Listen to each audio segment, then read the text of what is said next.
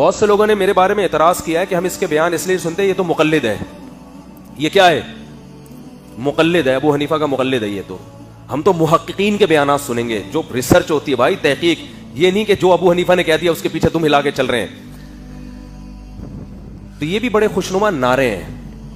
جو ماضی میں مجتہدین گزرے ہیں نا, ان کے مقابلے میں آج کے محققین جاہل ہیں. یہ محقق نہیں ہے. یقین نہیں آتا تو میرے سامنے بٹھاؤ, میں 2 منٹ میں انشاءاللہ ثابت کروں گا جو اپنے آپ کو محقق کہہ رہا ہے وہ ہے کتنے پانی میں. تو جہالت کی 2 قسمیں ہیں. ایک آپ جاہل ہو لیکن آپ کو پتہ نہ ہو کہ میں جاہل ہوں. ایک انسان جاہل ہو لیکن پتہ ہے کہ میں کیا ہوں, جاہل. تو اللہ کا شکر ہے مجھے پتہ ہے کہ میں جاہل ہوں. آپ کہہ سکتے ہو جب مفتی صاحب آپ خود کہہ رہے ہو کہ آپ جاہل ہو تو ہم آپ کے بیان کیوں سنیں. بھائی میں آپ کے مقابلے میں جاہل نہیں ہوں, ابو حنیفہ کے مقابلے میں جاہل ہوں, امام شافعی کے مقابلے میں آپ سے اللہ کا شکر ہے اللہ نے ٹوٹا پھوٹا علم زیادہ دیا ہے. تو جو اپنے آپ کو محقق کہہ رہے ہیں نا اس زمانے میں, ان سے الحمدللہ ہم پڑھے لکھے بہت زیادہ ہیں. ہم ان سے بہت زیادہ الحمدللہ پڑھے لکھے ہیں. اللہ نے ہمیں ان کی نسبت, اللہ کا شکر ہے, اللہ کا فضل ہے, ہم سے بہت علم دیا ہے. لیکن یہ اعتراف ہمیں ہے کہ جو اسلاف تھے ان کے مقابلے میں ہمارا علم بہت ناقص ہے. ان کی مینٹل لیول بہت زیادہ تھا. وہ تابعین, صحابہ تابعین کو انہوں نے نمازیں پڑھتے ہوئے اپنی آنکھوں سے دیکھا ہے. ان کا علم حدیث کی سند کا محتاج نہیں تھا, مشاہدے کا علم تھا.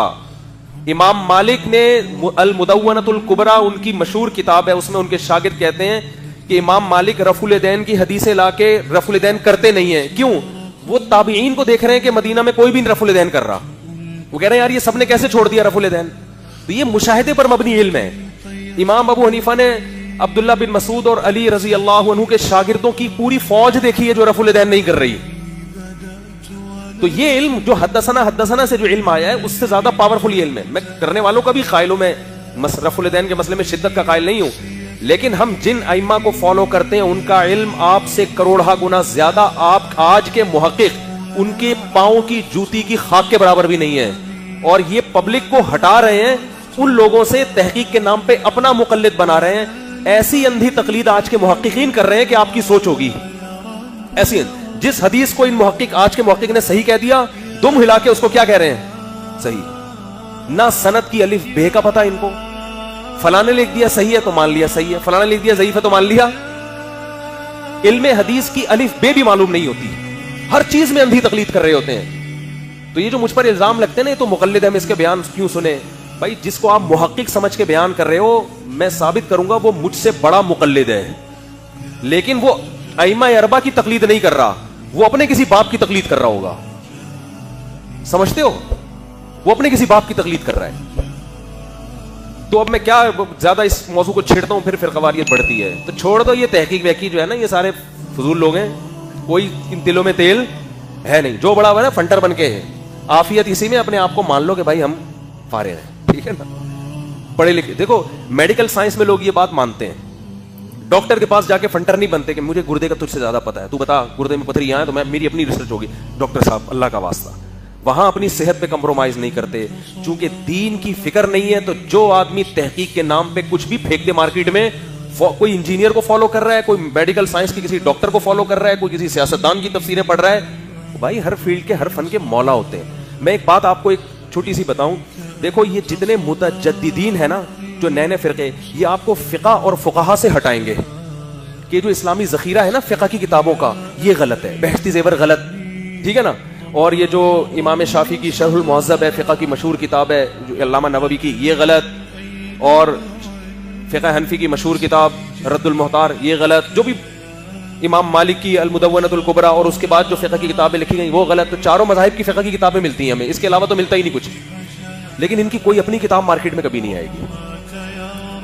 سمجھ رہے بھائی, یہ تو ساری ہو گئی کیا, ان میں تو مسائل ہوتے ہیں A to Z, یعنی کتاب الطہارہ سے شروع ہوتے ہیں, نکاح طلاق کے احکام, تجارت کے احکام, روزے کے احکام, تمام فقہ کی کتابوں میں ایسا ہی ہوتا ہے. ایک ایک جزیہ بہت تفصیل سے لکھا ہوتا ہے, ٹھیک ہے. اس میں کچھ غلطیاں بھی ہوتی ہیں, تو ان غلطیوں کو ہائی لائٹ کر کے پوری کتاب کو غلط کہنا صحیح نہیں بنتا. وہ تو ہر انسان سے غلطی ہوتی ہے, علماء بتا دیتے ہیں بھائی یہ غلطی ہوئی ہے, حاشیے میں اس کی اصلاح کر دی ہے, بھائی اصل یوں ہے یوں نہیں ہے. لیکن آپ ان جدید محققین سے کہو کہ پھر اپنا فقہ مرتب کرو نا, کوئی یہ اپنا فقہ آج تک مرتب نہیں کر سکتے کوئی بھی. ہر آدمی کا اپنی ایک کتاب ہوگی, 10 محققین مل کے بھی آج تک ایک کتاب ایسی نہیں لکھ سکے جس پر 10 کے 10 متفق ہوں, جس میں آپ کو روز مرہ کے مسائل ملتے ہوں, حیض و نفاس کے مسائل ہوں, اس میں خواتین کے نکاح طلاق کے مسائل ہوں, تجارت کے مسائل ہوں, حج کے مسائل ہوں. نہ ان کا کام ہے کتابوں سے کیڑے نکال کے کتابوں سے بدگمان کرنا, اس کے بعد لوگ کیا ہو جائیں, بے یارو مددگار. اب مسائل کس سے پوچھیں, سب پر تو اعتماد ختم, اور خود ان کو بھی مسائل نہیں آتے ہیں. ان کو 6 8 10 مسائل آتے ہیں جس میں امت میں فرقواریت کی آگ لگانے کے لیے جو کافی ہوتے ہیں. جیسے موسیقی جائز ہو گئی, اور داڑھی واڑی نہیں ہے اسلام میں, بس یہ مسئلہ ہو گیا. اور کیا ہے, اور طلاق ثلاث کا ایک نکال دیا, 3 ایک ہوتی ہیں, اور چند اختلافی مسائل, تراویح 8 رکعت ہوتی ہے, اور اللہ بھلا کرے آپ کا, اور خواتین کا پردہ نہیں ہے. جو غامدی سوچ سے جو متاثر ہے نا, یہ چند چیزیں, اور کربلا کا میں یزید اور وہ صحیح تھا, اور وہ کہہ رہے وہ غلط تھا, اور وہ یوں ہو گیا تھا, اور وہ یوں ہو گیا تھا. یہ چند ایک مسائل تحقیق کر کے آپ کو علماء سے بدگمان کر دیا. اب خواتین فون کرتی ہیں, بھائی 2 دن خون آ کے بند ہو گیا, یہ حیض شمار ہوگا یا استحاضہ؟ علماء سے تو اب پوچھیں گے نہیں, ان کے پاس کوئی تحقیق, بولو کوئی کتاب ہی نہیں ہے نا. ایک خاتون امریکہ سے مجھ سے بہت زیادہ مسائل پوچھتی تھی, چھوٹے موٹے. میں نے ان کو بولا, بھائی دیکھیں چھوٹے چھوٹے مسائل آپ ہر وقت پوچھتے رہیں, بہتر ہے آپ بہشتی زیور کتاب رکھ لیں گھر میں. بہشتی زیور حضرت مولانا اشرف علی تھانوی رحمۃ اللہ علیہ کی کتاب ہے, بر صغیر میں اس کو بڑی مقبولیت ملی ہے. ایک ایک جزیہ اس میں لکھا ہوا ہے مسائل کا, طہارت کے طریقے. میں تو لوگوں کو ترغیب دیتا ہوں, اور جامع الرشید نے اس کو آسان کر کے چھاپا ہے. فوراً ایک صاحب, بہشتی زیور تو قرآن و سنت کے خلاف, تو فقہ حنفی کی کتاب ہے, ہم فقہ حنفی کو نہیں مانتے. تو بھائی پھر کس چیز کو مانتا ہے تو؟ قرآن حدیث کی روشنی میں ایک کتاب لکھ دے, میں اس کی ترغیب دوں گا, بھائی یہ کتاب گھروں میں خواتین پڑھیں, لیکن تیرے جیسے 10 محققین اس پہ متفق ہوں. بات آ رہی ہے سمجھ میں؟ فقہ حنفی پہ تو لاکھوں علماء متفق ہیں نا. بہشتی زیور پوری دنیا میں کہیں بھی لے کے جاؤ گے, تمام حنفی اس کو مانیں گے. امام شافعی کے فقہ میں کوئی کتاب لکھی ہوگی, پوری دنیا میں جتنے بھی شافعی ہیں وہ اس کو مانیں گے. آپ لکھو محقق تحقیق کر کے, آپ کے پڑوس میں جو مسجد کا امام ہوگا نا, وہ اس کو لکھ دے گا یہ غلط ہے, یہ قرآن حدیث کی تحقیق کیا ہے, غلط ہے. آپ صرف اتنا لکھ دو گے نا, رفع الیدین سنت ہے. شافعی مذہب میں جہاں بھی جاؤ گے لکھا ہوگا رفع الیدین سنت ہے, فرض نہیں ہے. ایک مجتہد کو فالو کر رہے ہیں, ان کی تحقیق تھی. لیکن آپ شافعی مذہب سے ہٹتے ہو, فقہ حنبلی سے ہٹتے ہو, پھر آپ رفع الیدین پہ ریسرچ لکھو. 10 کتابیں اگر فقہ کی لکھو گے نا, 10 رائے ہوں گی رفع الیدین کے بارے میں. ایک محقق لکھے گا فرض ہے, رکن ہے نماز کا, رفع الیدین جس نے نہیں کیا اس کی نماز نہیں ہوگی. دلیل قرآن حدیث سے, صلو کما رأیتمونی اصلی, جیسے میں نے نماز پڑھی ایسے پڑھو. تو میری نماز ظاہر ہے ایسے ہی پڑھنی فرض ہے نا. دوسرے نے لکھا ہوگا تحقیق کے بعد کہ رفع الیدین سنت مؤکدہ ہے, فرض نہیں ہے. تیسرے لکھا ہوگا سنت مؤکدہ لفظ تھا ہی نہیں نبی کے زمانے میں, یہ سنت ونت کا لفظ ہی غلط ہے, فرض ہے یا جائز ہے, بس. تیسری کوئی بحث نہیں, اصطلاحات میں اختلاف شروع کر دے گا وہ. چوتھا لکھے گا کہ رفع الیدین کرنا مستحب ہے. پانچواں لکھے گا کہ رفع الیدین کرنا نماز کا رکن ہے, اگر امام رفع الیدین نہ کرے اس کے پیچھے نماز ہی نہیں ہوتی.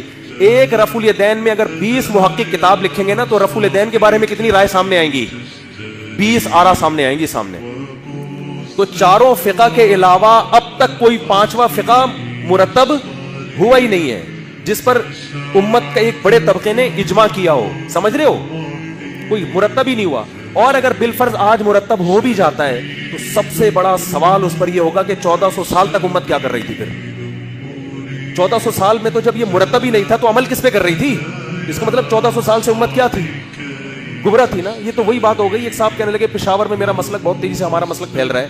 تو ایک پٹھان نے اس سے پوچھا پشاور میں اسلام تو 1200 سال پہلے آیا تھا, یہ اب کیا پھیل رہا ہے بھائی؟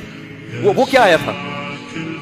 تو تحقیق کے نام پہ محقق بڑے بڑے مارکیٹ میں ہیں, اور ایک محقق کا تو اللہ نے ایسا جنازہ نکالا ہے الحمدللہ. جہلم جب میں گیا ہوں نا, اس کا تو, اور میں آپ سے میں یہ موضوع نہیں چھیڑنا چاہتا, میں آپ سے ایک اللہ کا واسطہ دے کے انجینئر کے فین سے ایک سوال پوچھتا ہوں کہ یہ کام میرے بجائے انجینئر نے اگر کیا ہوتا اور میں بھاگا ہوتا,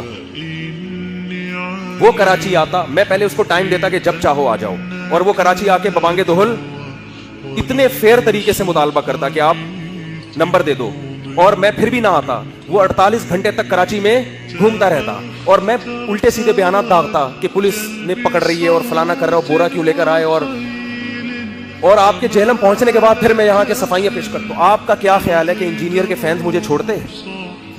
بولو.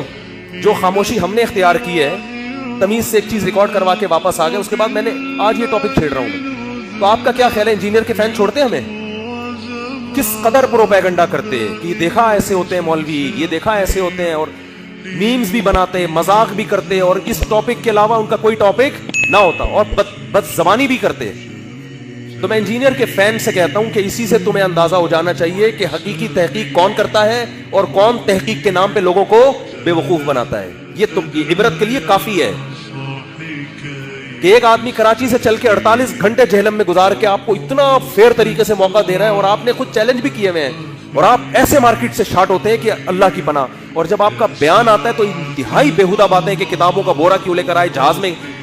मैंने तो ये टॉपिक छेड़ दिया, हमें किसी को जलील करके क्या मिलेगा, और मैंने पैगाम पहुंचाया कि आज भी अगर वो उसमें कुछ पॉजिटिव चीज पैदा हो जाती है तो हमारा भाई हम गले से लगाने के लिए तैयार है। लेकिन मैं इंजीनियर के फॉलोअर्स को और फैंस को कहता हूं कि अगर ये काम इंजीनियर ने किया होता तो आप देखते उसकी जबान क्या होती फिर, और कितना प्रोपेगेंडा करते, और लोग, हमारा मीडिया भी साथ देता उसका। बीबीसी उसकी खबरें नशर करता, हकीकत बता रहा हूं आपको, बीबीसी उसकी खबरें नशर करता है, तो बीबीसी उसको सपोर्ट करता, मुल्हिद उसको सपोर्ट करते, एथियस्ट। क्योंकि मेरे खिलाफ एथियस्ट ने भी बयान रिकॉर्ड करवाया था कि मुफ्ती तारिक मसूद जहलम जाएगा तो मार खा के आएगा, ये एथियस्ट ने सपोर्ट किया उसको इस मामले में। मैं नहीं कह रहा एथियस्ट को सपोर्ट करते, तो एथियस्ट भी क्लिप बना बना के डालते, देखा मौलवी भाग गया, देखा ये हो गया। तो मैं अब एथियस्ट भी खामोश बैठे हैं, हल्का फुल्का उन्होंने कहा कि यार हमें इंजीनियर से ये उम्मीद नहीं थी, बस बड़ी तमीज से ना, बड़े सेल्फ उसकी यानी रिस्पेक्ट का ख्याल करके। मेरा ख्याल है आंखें खोलने के लिए ये बात काफी है, लेकिन वही बात है जब दिल पे मोहर लग जाए और इंसान हिदायत चाहता ही ना हो तो फिर दुनिया की कोई ताकत आपको सीधा रास्ता नहीं दिखा सकती। तो भाई हम नहीं कहते हम मुहक्किक हैं, हम आपके मुकाबले में मुहक्किक हैं, मुज्तहिदीन के मुकाबले में हम मुक़ल्लिदी, अल्हम्दुलिल्लाह इस पे हमें फख्र है कि हम कोई नया मसलक इजाद नहीं कर रहे।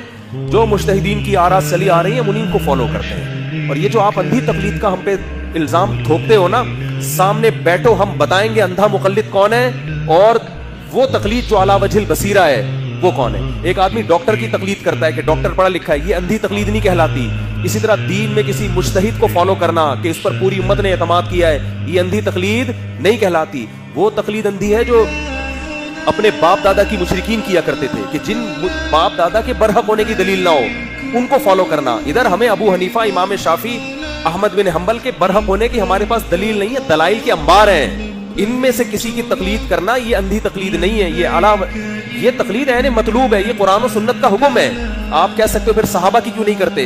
सहाबा के फिक़ा मुदव्वन ही नहीं है, कैसे करेंगे? हदीस की किताब इमाम बुखारी की मिलेगी ना, अब्दुल्ला बिन मसूद की थोड़ी मिलेगी आपको। अब कोई गैर मुस्लिम क्या इमाम बुखारी पर एतमाद क्यों कर रहे हो? भाई उन्होंने एक काम किया है, काम जो करेगा तो उसको फॉलो किया जाएगा ना। हदीस के बाब में हम इमाम मुस्लिम को, इमाम बुखारी को, इमाम तिरमिजी को इमाम मानते हैं, हालांकि ये भी नबी नहीं है, न ये सहाबी है। तो फिक़ा का काम जिसने किया होगा उसको इमाम बनाया जाएगा। तो फिक़ा का काम इन चारों इमामों ने किया है, इनसे पहले सहाबा ने किया नहीं है ये काम, क्योंकि जरूरत नहीं थी उस वक्त। और आप कौन सा इमाम अबू सहाबा की तकलीद कर रहे हो? आप भी तो अपने मौलवी की तकलीद कर रहे हो। आपके मौलवी ने जो हदीस कह दी सही, आपने उसको आंख बंद करके सही मान लिया। जो हदीस कह दिया ज़ईफ है, आपने आंख बंद करके उसको ज़ईफ मान लिया। मैं जब ये हदीस पढ़ता हूं ना सही मुस्लिम की, कि इमाम को इमाम इसलिए बनाया जाता है कि उसकी इक्तदा की जाए, जब वो तिलावत करे तो खामोश हो जाओ, जब वो वलज़ालिन कहे तो आमीन कहो। जब क्लिप बनता है ये हदीस गायब कर देते हैं। ये तहकीक है, इसको तहकीक बोलते हैं कि जो आपके अगेंस्ट जा रही है। जब कुरान की आयत पढ़ी जा रही है, इज़ा क़ुरिअल क़ुरानु फ़स्तमिऊ लहू, कुरान कह रहा है जब कुरान पढ़ा जाए तो खामोशी। ये भी तो फातिहा के बारे में है ना, फातिहा भी है इसमें और दूसरी आयत की, तो आप मान लो हाँ यार ये भी मजबूत दलील है, तो हनफिया की मजबूत दलील है। हम तो फिर भी बड़ा ज़र्फ कहते हैं कि यार इमाम शाफी की दलील भी मजबूत, इमाम अबू हनीफा की दलील भी मजबूत, दोनों में किसी को फॉलो कर लो।